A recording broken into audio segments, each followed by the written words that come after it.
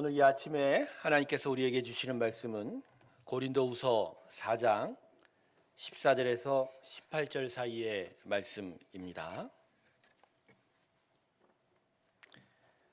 고린도후서 4장 14절에서 18절 사이의 말씀입니다.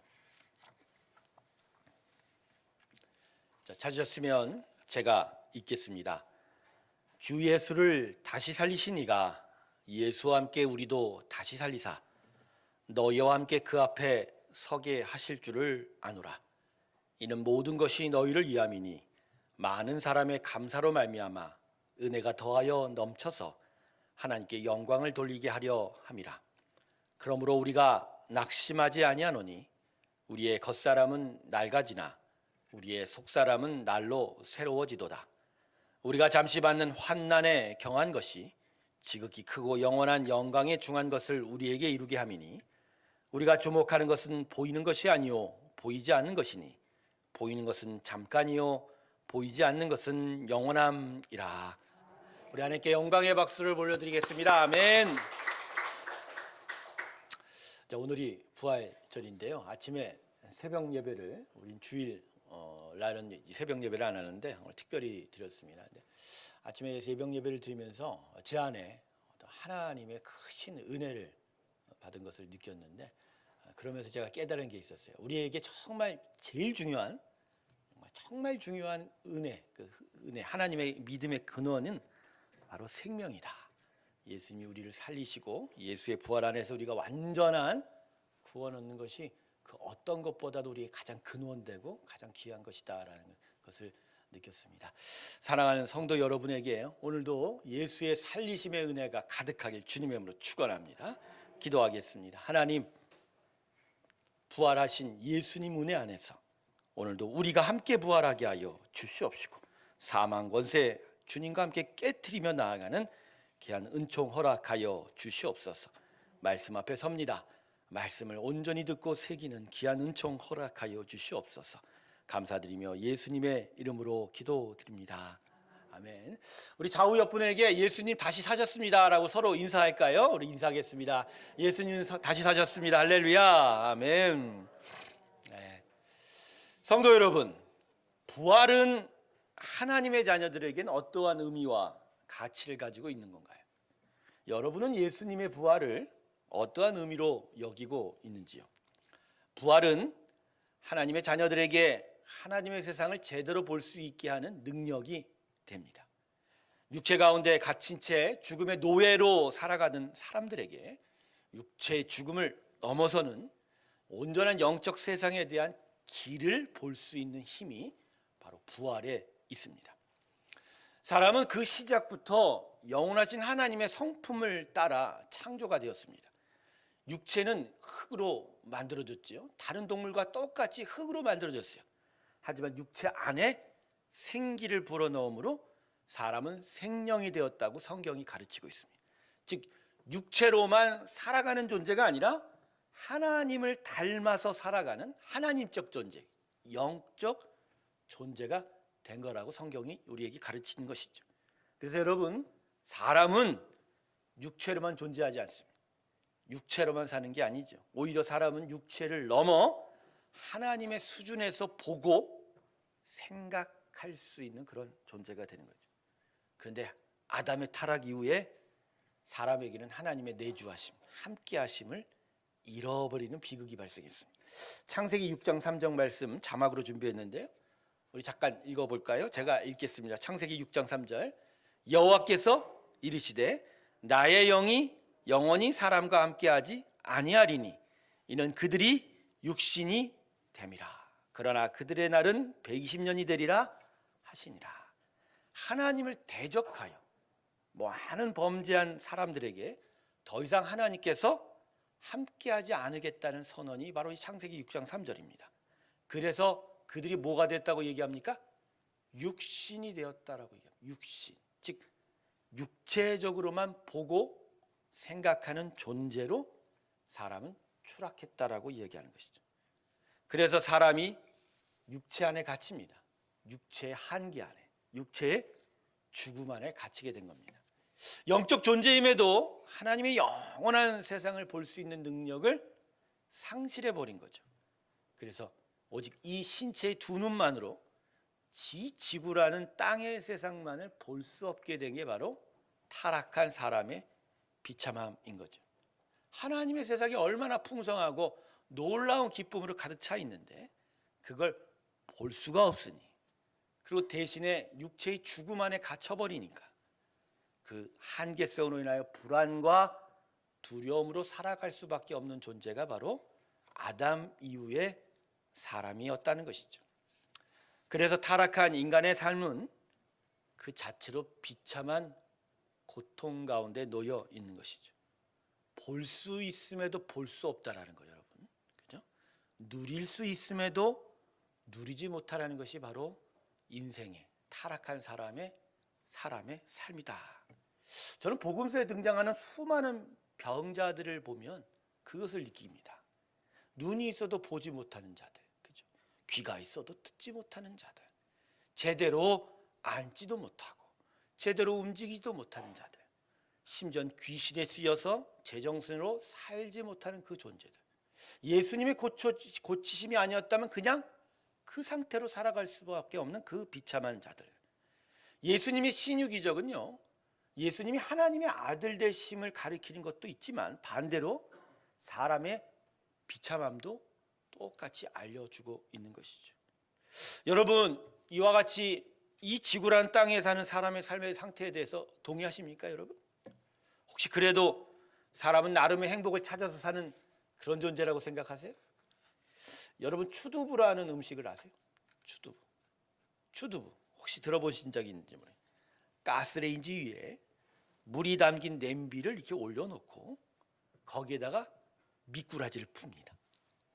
그리고 그 냄비 한가운데다가 차가운 두부 한 모를 딱 갖다 놔요.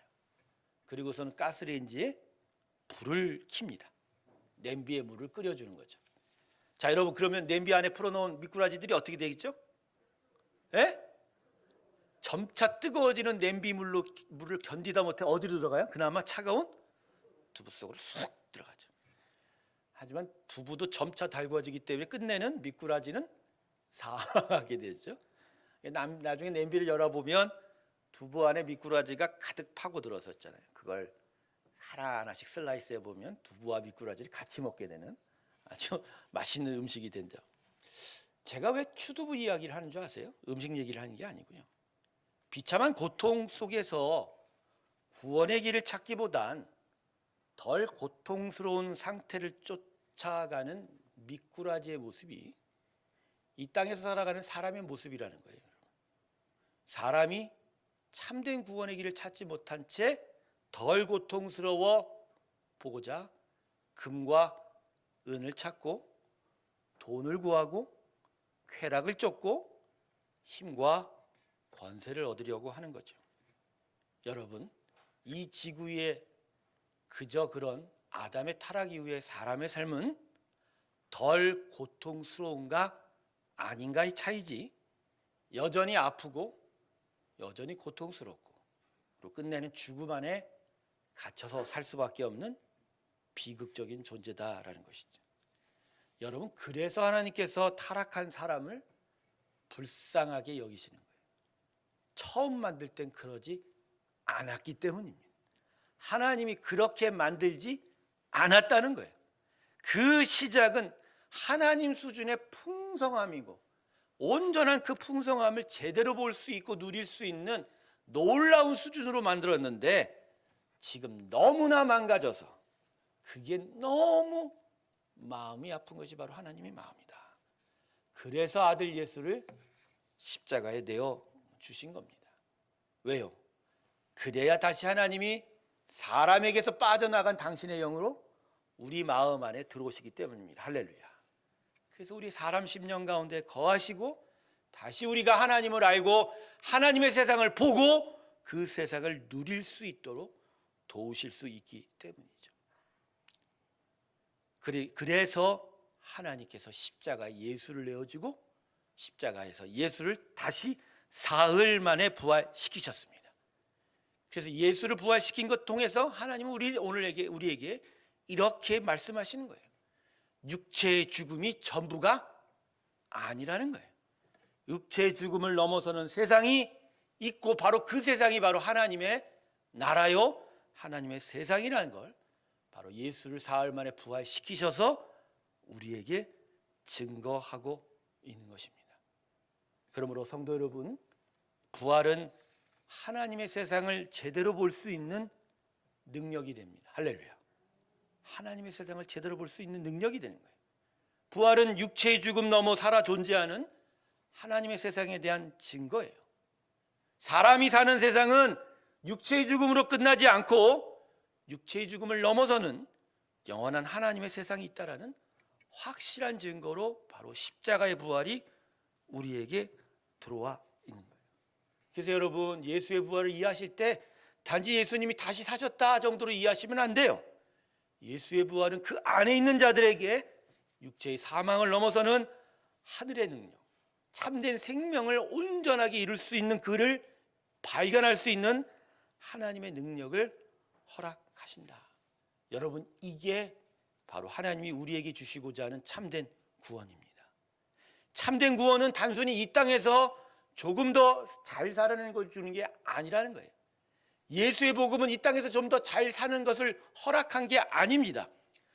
그런 건 아까 제가 말씀드렸던 추두부의 미꾸라지가 될 뿐이에요. 어차피 펄펄 끓는 물에서 죽을 것인데 단지 잠시간 덜 뜨거운 두부 속으로 들어가게 만들 뿐인 좀 더 잘 사는 방법을 예수의 복음이 우리에게 주지는 않는다는 거예요. 오히려 예수의 복음은 이 세상을 넘어서서 완전한 구원과 완전한 생명의 세상을 허락하는 것이다.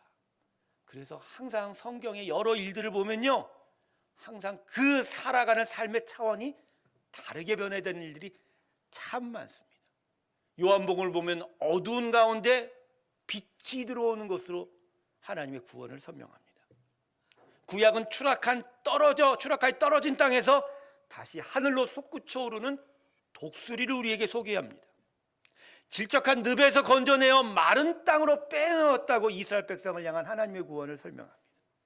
애굽의 노예 생활에서 가나안 땅의 제사장의 나라로 만들어 두신 하나님의 구원을 노래하게 합니다. 그리고 예수의 구원은 사망 권세의 종으로 살던 자들이 진리와 자유의 백성들이 되게 하셨다고 우리에게 선언하고 있다라는 거예요. 성도 여러분, 다시 한번 깊이 한번 생각해 보세요.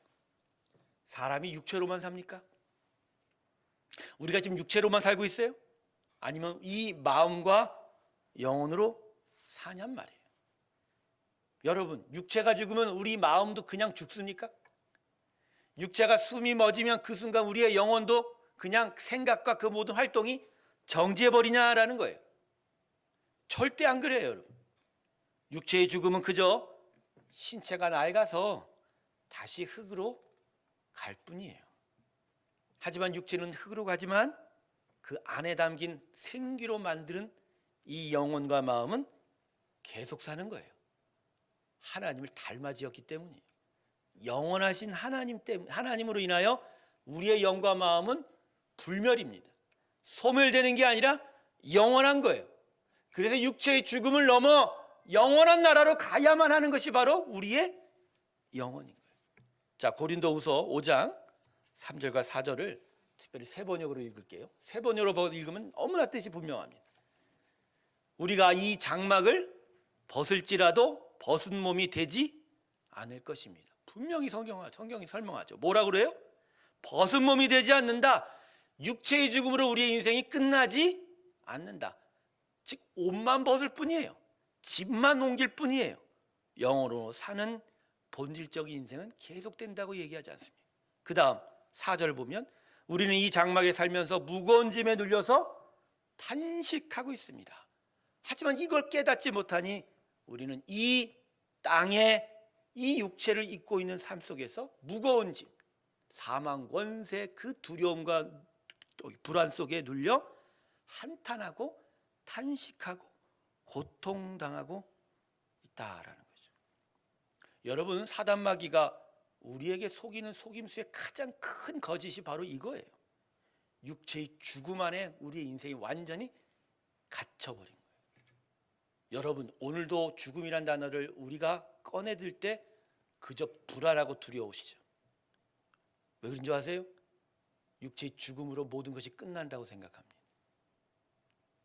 우리의 마음과 영이 영원히 산다는 것 자체를 아직도 믿지 못하고 있다는, 죽음이란 단어가 우리에게 주는 그 두려움의 무게에 우리가 눌려 탄식하고 있다는. 근데 분명히 하나님께서 얘기하시죠. 뭐라고 얘기하십니까? 이 육체의 장막을 벗을지라도 나는 벗은 몸이 되지 않는다. 내 몸은, 내 인생의 본질은 계속 진행이 된다는 거예요. 성도 여러분, 육체로 살고 육체의 눈으로 사는 보이는 세상이 전부가 아닌 거예요. 오히려 보이지 않으나 존재하는 세상이 더 크고 넓습니다. 그 세상도 우리가 살아가야 하는 세상입니다. 그래서 육체의 죽음은 단지 과정에 불과하다는 거예요. 지구라는 땅에서 천상이라는 또 다른 땅으로 옮겨가는 여행을 하는 것이 우리의 육체의 죽음, 심장의 호흡 정지일 뿐이라는 거죠. 그런데 우리가 사탄과 세상의 거짓에 속고 있는 거예요. 왜?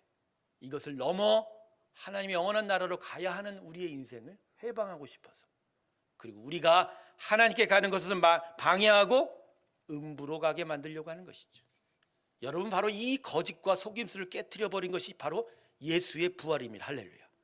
인간으로 오셔서, 참된 인간으로 오셔서 죽었으나 사흘 만에 사망 권세 깨뜨려 다시 살았기에, 그래서 그 첫 열매로 우리 안에 다가온 것은 바로 우리가 육체의 죽음으로 끝나는 인생이 아니라 그 너머에도 우리의 인생은 있고 바로 영원한 생명이 예수 안에서 보장이 된다. 할렐루야.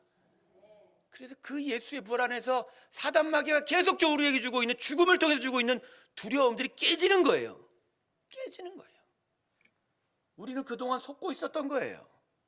근데 예수님이 이걸 뒤집어 버리신 거예요. 그리고 우리에게 보여주시는 겁니다. 우리는 예수와 함께 영원히 살리라. 할렐루야.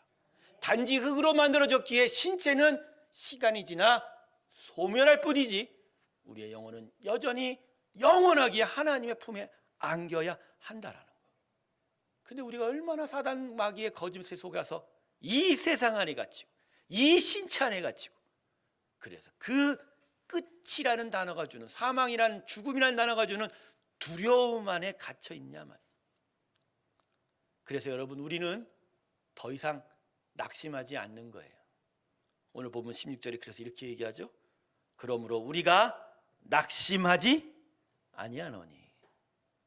여러분, 더 이상 죽음 앞에 우린 절망하거나 슬퍼하지 않습니다. 할렐루야. 죽음이 끝이 아니기 때문이에요. 예수 그리스도의 부활 안에 새로운 생명의 길이 활짝 열린 거예요.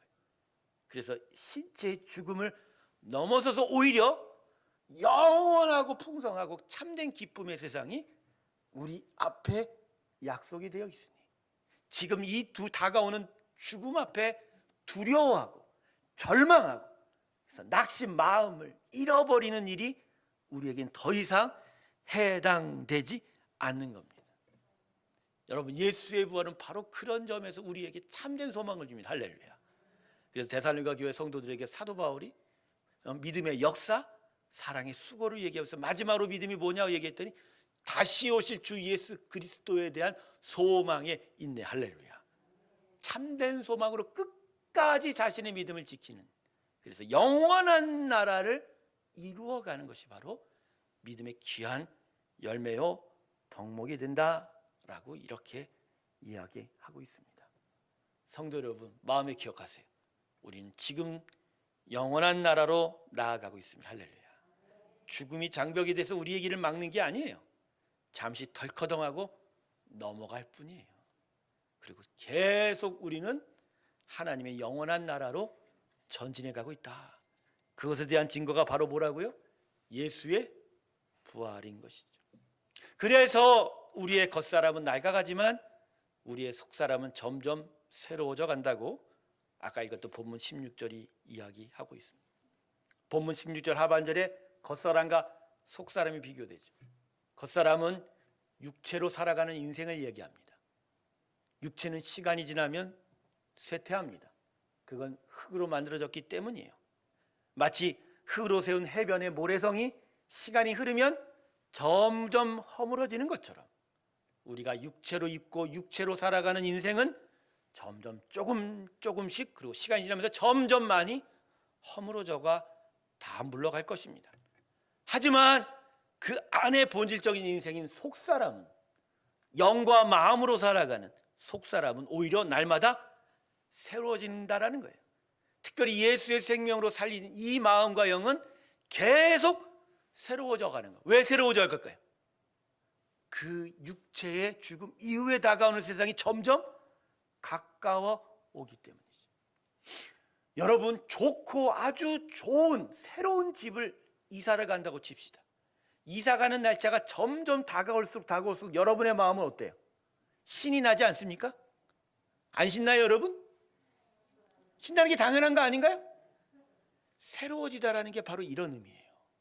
아, 이제 나에게 새로운 세상이 다가온다. 정말 풍성한 세상이 다가온다.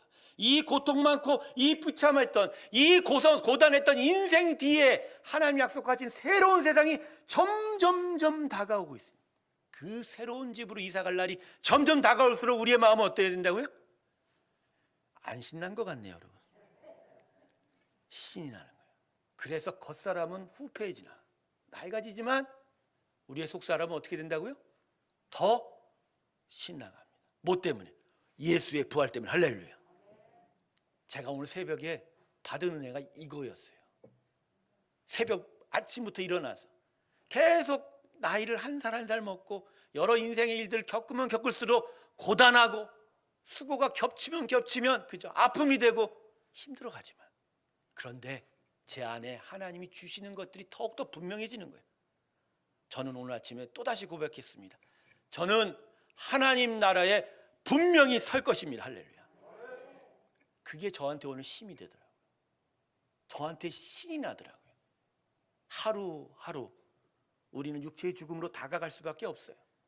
하지만 그 반대편에 뭐가 다가온다고요? 하나님의 나라가 다가오는 거예요. 그래서 여러분, 그 나라가 다가옴에 따라 우리의 영혼으로 살고 마음으로 사는 우리의 인생은 더더욱 강건해지고 새로워져 간다. 할렐루야. 이게 오늘 부활이 우리에게 주는 축복인 것이지. 그래서 지금 우리가 경험하는 고난은 점점 작아 보일 것입니다. 본문 17절을 보세요.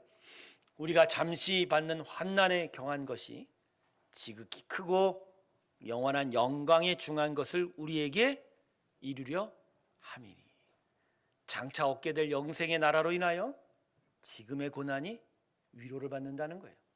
어떻게 해요? 고난이 작아져 가는 거예요. 다가오는 영광의 나라가 점점 커져가는 거예요. 그래서 그 나라가, 그것들이 커져 가면 갈수록 이 땅에 우리의 고단한 삶과 수고는 점점 아무것도 아닌 것이 되고, 오히려 이 땅의 것들을 아름답게 이별할 수 있게 되고, 오히려 저 하나님의 나라를 온전히 소망할 수 있게 돼요. 오히려 지금의 고난을 기쁘게 맞이할 수 있게 되는 것이죠. 바로 이것이 바로 부활이 우리의 삶에 주시는 귀한 축복의 자세가 될 것입니다. 말씀을 맺겠습니다. 성도 여러분, 믿음이라는 건 세상을 보는 시각이 변하는 겁니다. 이제까지 속아왔고 거짓된 말에 의하여 잘못 보았던 것들을 다시 제대로 보는 것이 바로 믿음인 것이죠.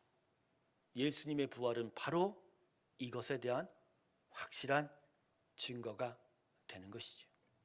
예수님의 부활은 사망 권세를 깨트린 주의 능력일 뿐만 아니라 그 죽음이 아무것도 아닌 것을 우리에게 분명히 가르쳐주고 있습니다. 성도 여러분, 겉사람의 죽음에 대해서 더 이상 두려워하지 않기를 주님의 이름으로 축원합니다. 그저 신체의 나이가 들어 그 호흡이 멈출 뿐이라는 것. 하지만 사람은 신체로 사는 것이 아니라 이 영혼과 마음으로 산다는 것. 인생의 본질이 바로 영혼의 인생이라고 한다면 하나님을 닮아 하나님과 함께 영원히 살 날들이 바로 하나님의 자녀들 앞에 놓여 있다는 것을 기억해야 할 것입니다. 그래서 보이지 않으나 분명히 존재하는 하나님의 세상을 우리는 끝내 기쁘게 풍성히 누리게 될 것입니다. 예수님이 부활하셨습니다. 그 부활 안에 우리도 온전한 생명을 얻고 완전한 몸의 부활을 이루게 될 것입니다. 이것을 굳게 믿으시기를 원합니다. 이 믿음이 우리에게 너무나도 크고 넓고 풍성한 기쁨의 세상을 분명히 바라볼 수 있게 할 줄로 믿습니다. 기도하겠습니다.